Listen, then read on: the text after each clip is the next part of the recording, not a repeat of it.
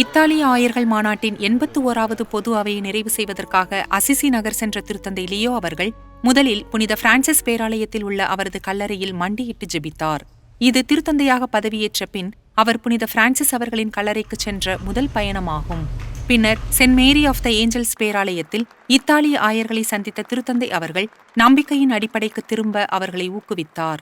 இணைந்து செல்வது, அனைவரோடும் உறவாடுவது, அவர்களின் கேள்விகளை ஏற்பது, அவர்களின் துன்பங்களை தணிப்பது மற்றும் அவர்களின் நம்பிக்கைகளை பகிர்வது என்பது மக்களிடையே வாழும் ஒரு திரு அவையாக இருப்பதென்பதாகும்.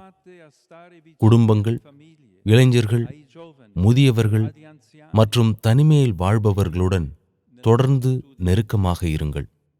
ஏழைகளை பராமரிப்பதில் உங்களை அர்ப்பணியுங்கள். முக்கியமானது என்னவென்றால், இந்த கூட்டொருங்கி இயக்க திரு அவையில் நாம் ஒன்றாக பணியாற்ற கற்றுக்கொள்வது அவசியம்.